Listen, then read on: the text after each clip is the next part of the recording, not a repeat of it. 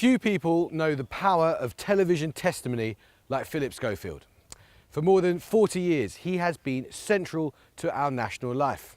But last week, he left his job on This Morning on ITV amid a blaze of headlines and allegations. In response to newspaper inquiries, Schofield has now admitted that he had an unwise but not illegal relationship with a younger member of staff on This Morning. The younger man was 15 when they met, but 20, Schofield says, when the relationship became sexual. In the past week, there has been an avalanche of newspaper stories and social media speculation and abuse. Now, Phillip Schofield wants to tell his side of the story, and I want to ask him some questions on your behalf. Phillip, thank you for speaking to me and to the BBC. You've had quite the week. How are you?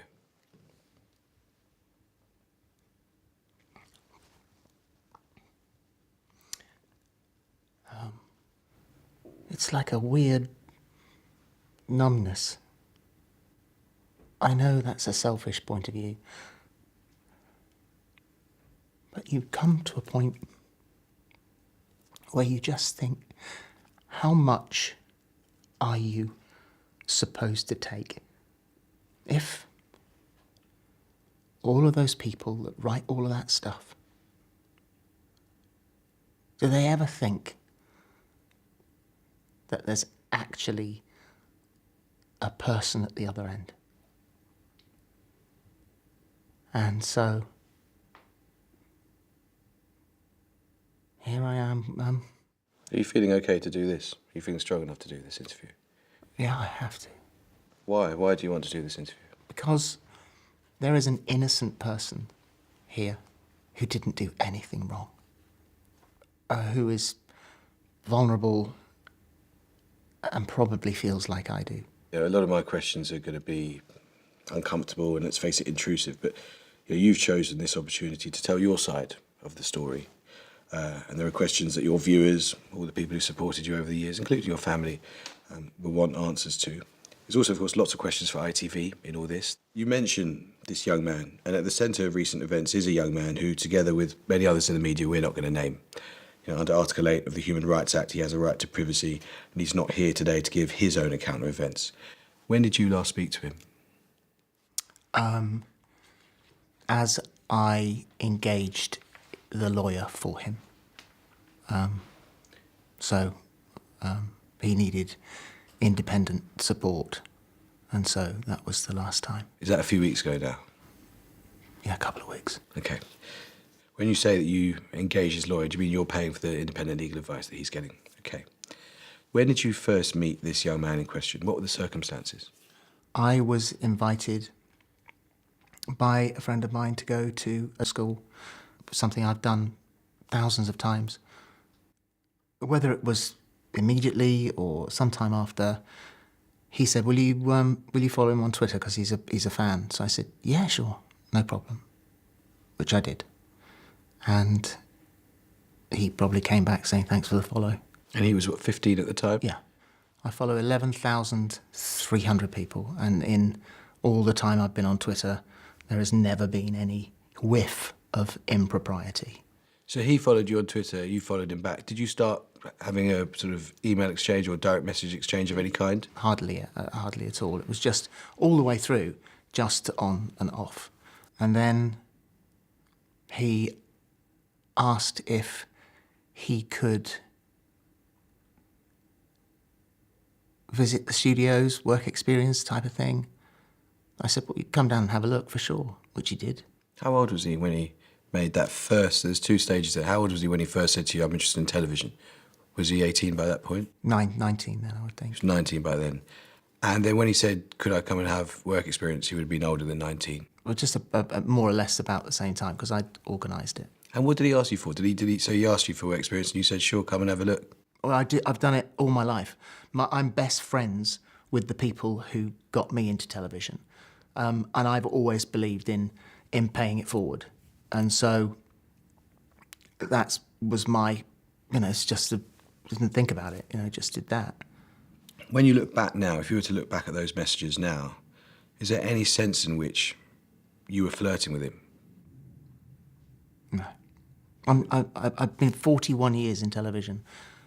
You know, nothing like this before. You know, no accusations. I mean, this is all, you know, accusations. Which is why I want to put them to you. And so if you're honest now, again, brutally honest, if you think back to that, because a lot's happened since then, it's a long time ago, but if you think back to those initial interactions, was there any element of it which was sexual? No. So there'd been a period of several years when you didn't meet him? Yeah. Yeah, I hadn't seen him. And then when you met him in person, was there a little moment of sexual attraction then even? Absolutely not. Absolutely not. Okay, so to be absolutely clear, how old was this young man when you first had any kind of sexual contact with him? 20. 20. Because I want to, I mean, this is obviously the nub of it, and for the record, and to put speculation to rest, let me ask you directly, did you have any kind of sexual relationship or sex with him when he was underage? No, God, no. That, I think that is, you know, and in my statement, it says, you know, consensual relationship, fully legal. I mean, that was approved by both sides, you know, that's no. And then when he got work experience at This Morning, so he's 20 years old at this stage, he's someone who's come in. Well, that was, I think, by that stage at 20, he'd done, there was he came in for a visit, we went out for, because he was going to be picked up, and I was worried that he might be on his own, so I said, well, we'll wait, let's go have a bite to eat. It wasn't a meal, it was just waiting for someone to pick him up. So it was, you know, don't worry, you know, don't go out there on your own and be picked up. So at that point, you weren't in any kind of a relationship? No, God, no. Right, okay. How long after that, was it that you had the beginnings of a sexual relationship with him? He'd been working at the show for a few months, and we become mates. We were mates, and you know, we around the studios, you hang out together, you know, you chat to each other, that sort of stuff. And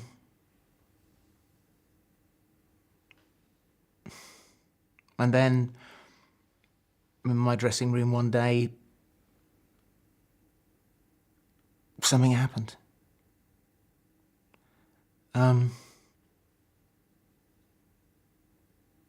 Which, you know, obviously I will regret forever, for him and for me, mostly him. But that happened maybe 4 or 5 times over the next few months, and I know it's unforgivable. But we weren't boyfriends, we weren't in a relationship. I was really in a mess with my own sexuality at the time. And it just happened. How old was he at this stage? 20, 21. And how else were you trying to help him? What else were you doing to help him with This Morning? Did you help him in terms of getting a show reel? Did you help him meet people? Because he had a lot of access. I did a show, I helped him, and I think that this might have been before there'd been any contact. I helped him put his show reel together. So after he gets work experience at This Morning... He's now got a job. So he was then given a job on his own merits, because he was very good at his job. Everybody loved him, and worked very, very hard. Yeah, I mean, it's clear from the testimony that lots of people have given him he's a hugely talented and capable young man. Massively talented, yeah. Just before we get into the relationship and what happened after that moment in the dressing room, if we go back, because you were very specific in your wording in your statement about how the relationship was unwise but not illegal, and the question is of legality centres around your relationship with him before he was 18. Just be really clear, your relationship between when you met him when he was 15 and then when he was 18 was occasional direct messages, no pictures of each other sent to each other, occasional direct messages, and you would say that that wasn't really flirtatious at all. It was just work-related, just, you know, career advice, career help. And no sort of sexual forwardness at all in any of that stuff? Okay. How long did you then have a relationship with him which was sexual in nature? as I said, it probably happened 5 times, maybe 6 times, but nothing more than that. So when did your relationship with him end, and why? I was, at the time, really beginning to get into a very poor mental state with my own sexuality, and I thought that was bad, nothing like this. And I think it just sort of drifted. I mean, we still stayed mates. We were still mates, still stayed friendly. And I got him work, because obviously, you're living in London, you're struggling. And I got him runners' jobs on other shows that I did because he was a very good runner and a mate, and someone that you know. It's always nice to have a team around you of people that you know. And did you ever tell Holly Willoughby? No, God, no.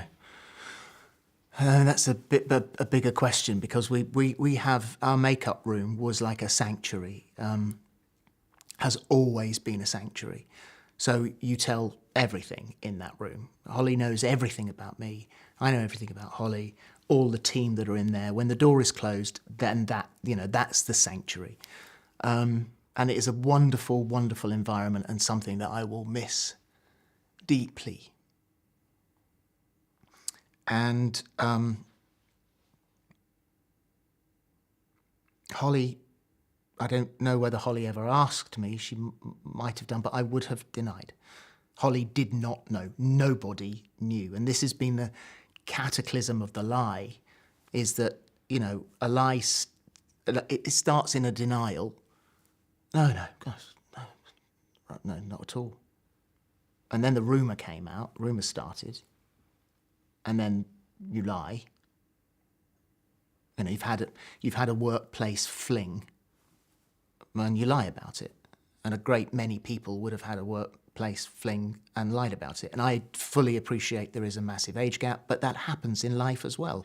So you didn't tell anyone, but I wonder if people asked you. As you say, there'd been rumours for years and years and years about not only whether or not you were gay, but also about your relationship with this particular young man.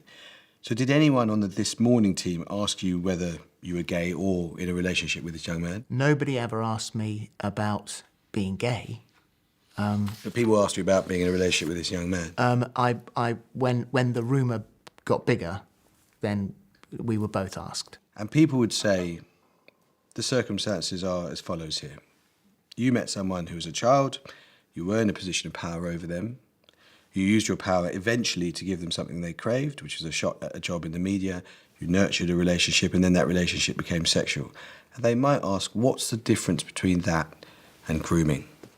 Well, I would say that the initial list of things was not right anyway. Tell me, why? Because it was a totally innocent picture, a totally innocent Twitter follow, of which I follow 11,400 people, and then it was a completely innocent backwards and forwards over a period of time about a job, about careers. You do that. What's wrong with that? What's wrong with talking to someone, no matter what age they are? Does that mean that if you're following anyone on Twitter, that you absolutely don't talk to anybody else, or you don't give advice? So I disagree with the summation that you just gave, because that does paint a very grave picture. In which case, why do you say it was unwise? Because you're clearly sensitive to the power differential, and you're clearly mindful of the dangers of abuse of power. The brief communications backwards and forwards, up to the point that he came to work on this morning, I think was just chat. What was unwise was the fact that it happened. And that was a very, very grave error. Now, it was consensual, but it was my fault. Why? Because I shouldn't have done it. I shouldn't have done it. It is entirely my... He is an innocent party here, and I appreciate, how, there is a moment, you have a moment, there's just a moment. But he is entirely and completely innocent, although it was consensual. I was older. I should have known better. I shouldn't have done it. What specifically do you feel that you did that was wrong? I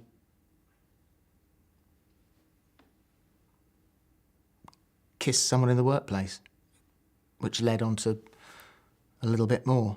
And that, retrospectively, of course, you think, my friends have said, what the hell were you thinking? You don't do that. You've never done that. And I think there's no excuse. there are no excuses here. I mean,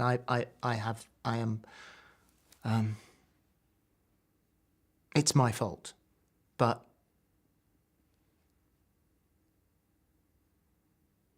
I think the fact that perhaps I was trying to come to terms with who I was, what I was going to do about it, the effects that it would have, I think that's probably the reason. And do you feel, just listening to how you are talking about it, do you feel that what was morally wrong about it was that it involved an abuse of power because you were an older guy who had more power than him? Obviously, that criticism has been levelled at me, but I've never done that in my whole life. I've never abused my power anywhere. I'm not a bully. God, you read the things that you're supposed to be. I don't lord it around TV studios. Everyone is a friend. I've gone through all of this time.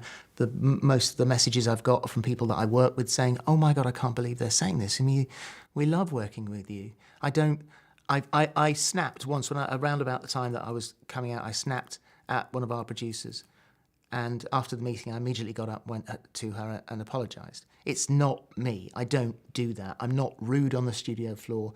I don't bully people. I don't lord it around. We're all a very, very on one level team. And that's been the important thing for me in 41 years of television. I can see how extremely concerned you are for the welfare of this young man. Did you love him? No, we were just mates. We were mates. Do you know if he has signed an NDA, a non-disclosure agreement preventing him from speaking? No. You don't know if he has? No. At the time, I was asked that earlier on. Did I make him sign an NDA? No, absolutely not. But there's a question of whether or not he was, as it were, paid off. And No. in effect, if he was paid off, No. was he paid for his silence? No, God, no. No. So is he free to speak if he wants to? Yeah. Yes. I mean, what he wants is for all of this to go away. He wants a quiet life. He didn't want any of this to happen in the first place, and I'm sure he completely regrets it. It was my fault, so he has nothing to regret because it was my fault. Has there ever been, or is there, an injunction or any sort of NDA preventing media coverage of your relationship with him? No, and that was that was one of the things when the rumour started, and then when it came to light, and obviously both of us said, "What the hell is this?" I don't know. I said, "Well, it'll go away. I'm sure it'll go away." And then it started to grow legs, and it got bigger and bigger. It was said there was a super injunction. It was said I'd got him fired or moved on. All completely untrue. You work in television. You know the way the process works. No, you can't have someone moved on without it going through a whole team of people, the line of command. Why would this happen? I actually spoke to him the night before, or texted, either the night before or the morning of I came out and said, I'm going to come out tomorrow. And he said, "Oh my God, amazing. God, that's brave. Well done. I hope it goes okay." So, he knew about that. He was never gonna out me. We were still mates. And I think at the time it was written that the Sun were going to out me. Well, A, they weren't, and B, that's illegal. So all of these things started to grow. It got bigger and it got bigger and it got bigger. It's been said that the Sun had a story. They were approached in, I think, November 2019 by the journalist Dan Wootton, who said he had the story that you were in a relationship with this young man, or had been in a relationship with this young man. And the Sun knew about it, but there's a claim now, which I want to invite you to address, that the Sun knew both things. They knew you were gay and they knew that you'd had a relationship with this young man, but they decided not to do the story about you and the young man in return for the exclusive about you coming out. Oh, God, no. No. No, no, no. No, no. Absolutely categorically untrue. We had massive meetings about... I had a secret WhatsApp group... I had a WhatsApp group called The Event, of which there were a handful of people. My management, the closest management, me, and a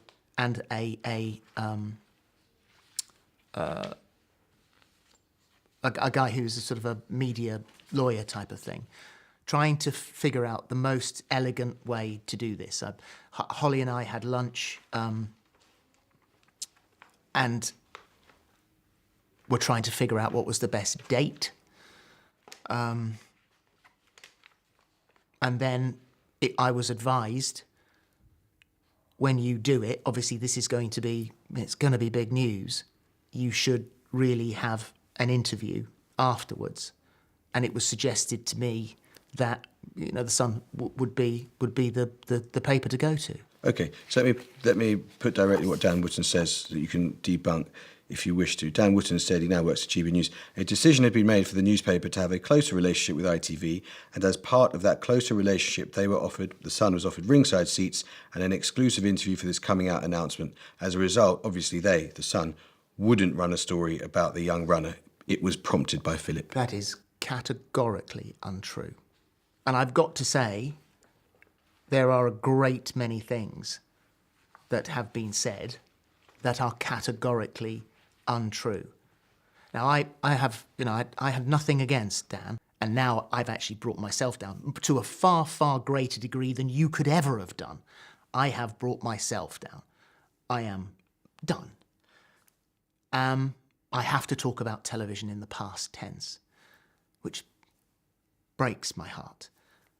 But it continues, and it is relentless, and it is day after day after day after day. And if you do that, if you don't think that that is going to have the most catastrophic effect on someone's mind, what do you want me to die? Because that's where I am. I have lost everything. My girls saved my life. They said last week they haven't left me for a moment. They've been by my side every moment because they're scared to let me out of their sight. What is that like for daughters to have to go through something like that? And they said to me, don't you dare do this on our watch. We're supposed to be looking after you. And if my girls hadn't been there, I wouldn't be here because I don't see a future. And so how much do you want a man to take? And are you truly only happy when he's dead? And this is how Caroline Flack felt. And it didn't stop. And I know I've done something wrong. I know I've done something wrong. I've owned up to doing something wrong. But her friends texting me this morning saying, mate, this is relentless. When is it going to stop? What's the agenda? When is this going to stop? Someone said, you're being treated like Jack the Ripper. And I haven't looked at a single thing. That would be the final push. I haven't looked at a single newspaper item. I deleted all the apps. I took off all my notifications. I have not looked at my phone or looked at the news, but well-meaning people come through to you and can't believe this has just been said. Can't believe you're being painted out to be this person. We know you, we love you. Please love the person that we know you are. All of those things. But still it comes. Still it is utterly relentless, uncontrolled, online. Why is all this coming out now, Philip? What was the catalyst? What changed? It got too big. The lie got too big for both of us. It just got enormous. It was growing and growing and growing, and it crossed over from online to mainstream news, and that had to stop for his mental health. It had to stop. ITV's position is that they've only put out one statement about all this. They say they investigated allegations of an improper relationship, and they were told by both you and the young man that there was no relationship. In retrospect, was that investigation a sham? Because it clearly didn't get to the truth, did it? I think if you have two people who are lying, then what can you do? But what did that investigation amount to? I mean, was it just a phone call to you and a phone call to the young man? Was it sort of a proper sort of independent? I think he was asked. He was asked quite a bit. I was asked a couple of times. So it's and it wasn't formal. But yeah, I mean, I think, bearing in mind that there were two people who were absolutely intransigent in their denial, that it would have been pretty hard. And so did you coordinate your responses together to make sure the lie didn't get out? No. He lied independently, you lied independently. He didn't ever want his name out there. He just wanted it all to go away. Some people are saying, have said, that it stretches credulity to suggest that people at the top of ITV wouldn't have known about your relationship with this young man. It was pretty well known that the two of you were close, and people had specifically raised this with the bosses of ITV. And people say it's quite a short journey from that to saying they should have done a proper and more thorough investigation and they should have got to the truth. Isn't that a reasonable thing for people to say, given we're talking about abuse of power, potentially, given we're talking about workplace culture, in an era where workplace culture is under the spotlight as never before? Yes, yeah. They should have, okay. Yeah, yeah. And you've been very clear about something else which you want to correct, which is, let me ask you directly, did you speak to anyone at all at ITV about moving this young man onto another programme? Absolutely, categorically not. He was a really good colleague, runner, like very good. And so he applied to go to Loose Women and got the job entirely on his own merits. And I can remember him coming to me and saying, "Mate, I'm going to Loose Women." I said, "That's fantastic. That's so the brilliant." suggestion that ITV moved him to solve a problem that they had festering on This Morning is untrue. I do not believe there is any truth in that at all. Okay. Dame Karen McCall, I don't know if you've seen, given you've turned off all the apps on your phone, but she's told staff at ITV they've instructed a barrister to carry out an external review of the facts following your statement and departure. Will you comply with that external review if asked? Yeah, yes. Okay. When, in February 2020, ITV investigated whether you were having a relationship, they failed to get to the truth. When Dr. Ranj Singh, who's a regular guest on the show for many, many years, made a formal complaint to the bosses of ITV about toxicity on This Morning, which I know we should discuss, they appointed an external independent advisor to do a review who found, and I quote, "no evidence of bullying and discrimination." What would you say to those people who say, given that record, it's quite hard to have confidence in this latest review from ITV? You just hope that it will be thorough, and I will also point out that I don't know. Some people perhaps may be toxic and see toxicity everywhere because that's the lens that they're looking at the world. There is no toxicity. There is no bullying. There is no discrimination at This Morning. You said in your statement on Instagram that there is no toxicity at This Morning, and it's clear listening to you that something you really want. You're clearly very protective of a programme that you worked on for 20 years, and understandably so, because that programme's reputation has taken a very severe hit. If there is no toxicity at This Morning, why would Dr. Ranj Singh have felt compelled to make a formal complaint at the highest levels of ITV about some particular individual's behaviour, and as he described it, the environment at This Morning? Why would former staffers be contacting Eamon Holmes, who I know is not running to be president of your fan club at the moment, but why would former staffers be contacting him to say that they signed non-disclosure agreements to, and I quote, cover up the bullying and power abuse? I mean, that sounds pretty toxic. I mean, I am obviously unaware of any of that. I mean, all of that goes on elsewhere. All I see is angry people shouting about a show they're not on anymore. So why do you think, you asked a moment ago, what it is that people want to see? They're seeing you lose your job. They're watching you now suffer. Why do you think lots of people do seem to have it in for you?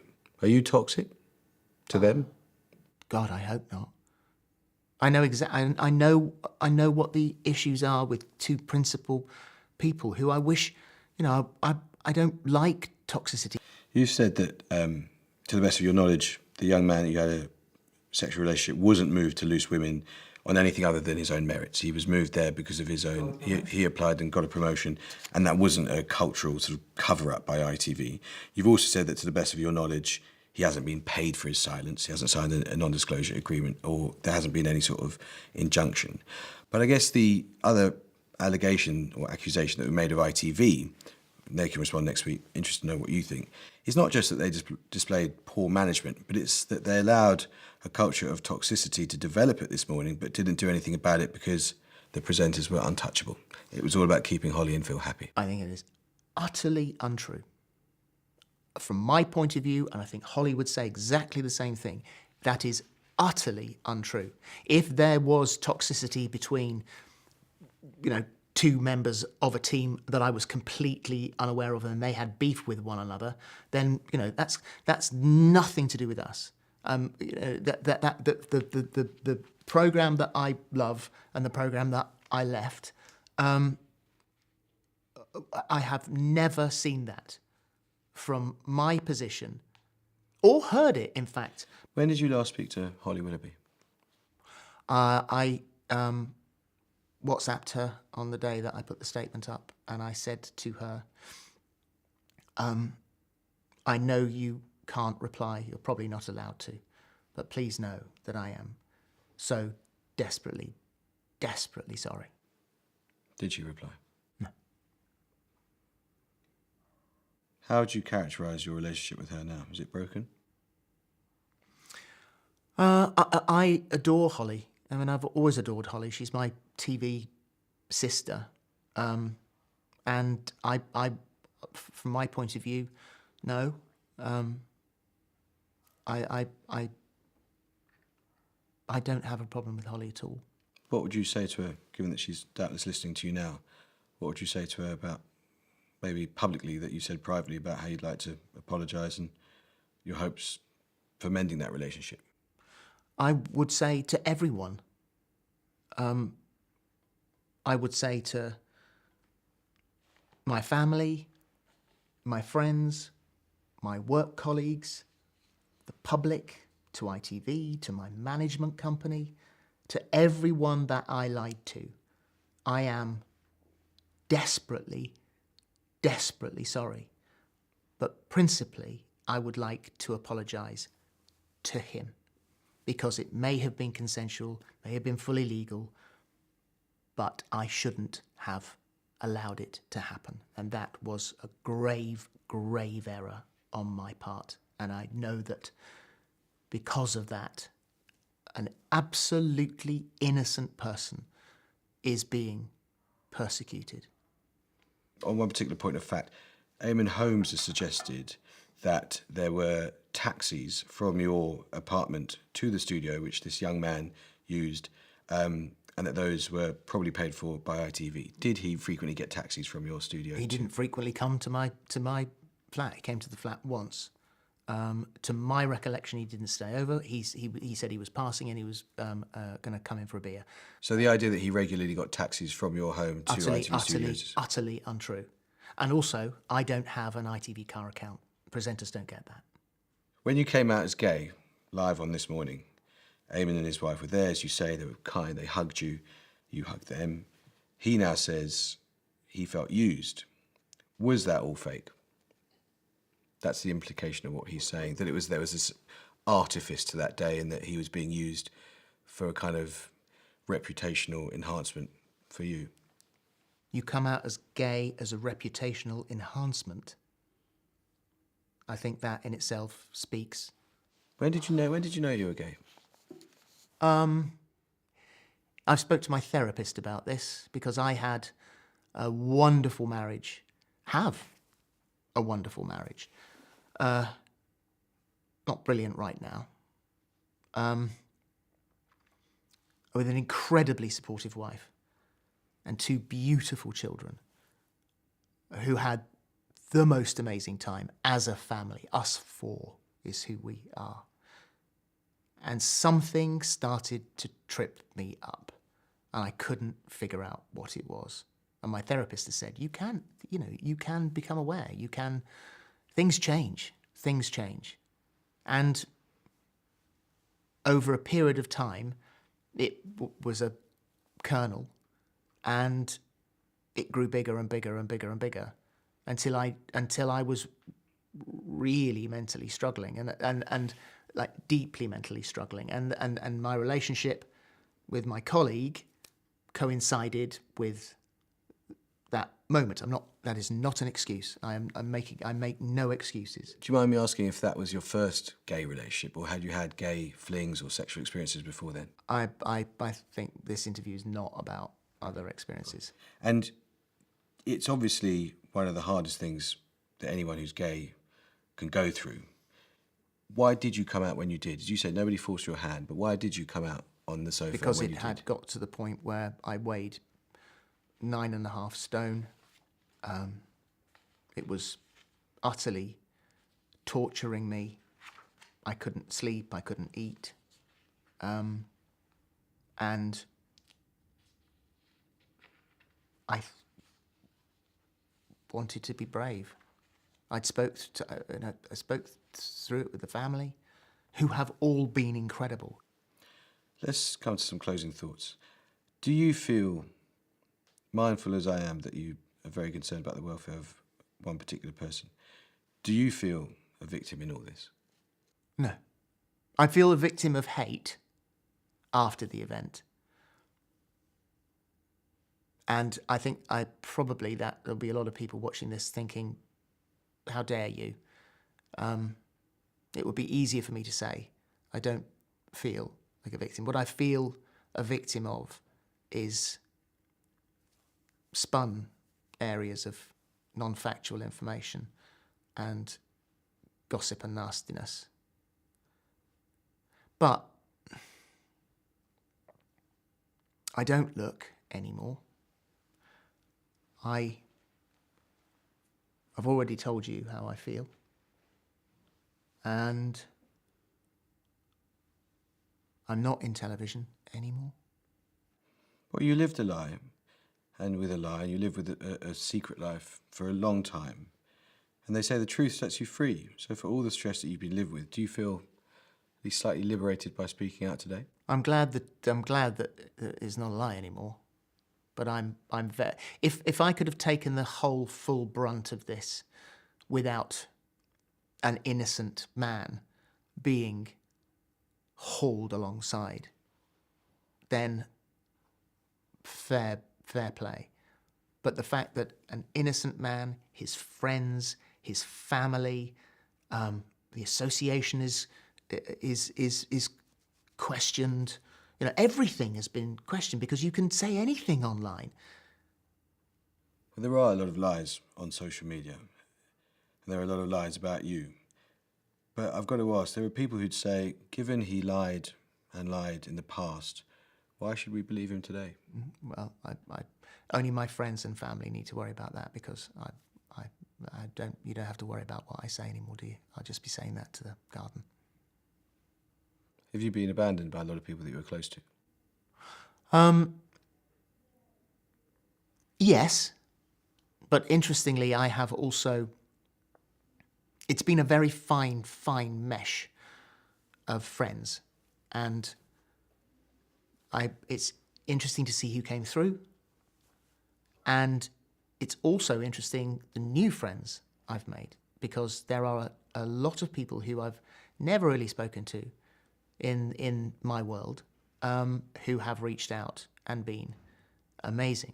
And one very prominent public figure phoned me the other day and said, I wanted to check that you were okay. I have never seen such homophobia in my life. Why do you think this coverage has been homophobic? So if it was a heterosexual relationship, then, it would have been a bit of nudge, nudge, wink, wink.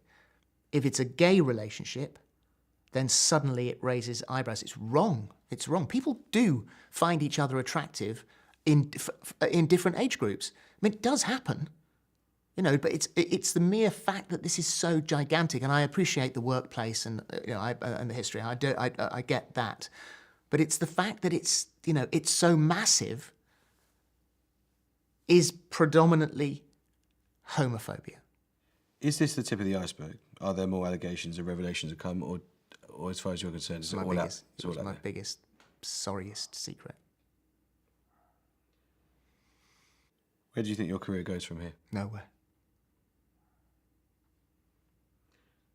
What do you want to say to you were brandishing your wedding ring, and I'd read that you had separated. Are you?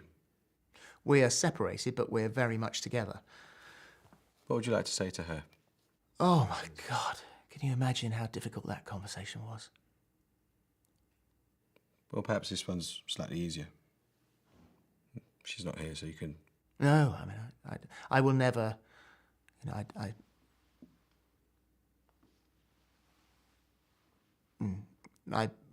let's just say that it was an incredibly difficult conversation, the most difficult conversation I've ever had to have with her. And she is extremely disappointed because I lied to her as well. But she wished me well today. And so, we'll see. And what would you say right now, publicly, to your daughters? My daughters I called them and said, I have something to tell you. And they came out to see me and were unbelievable. Unbelievable. And I looked at them and thought, well, you got that right. And they don't think you're a bully. And they don't think you're toxic. And they know the man you are.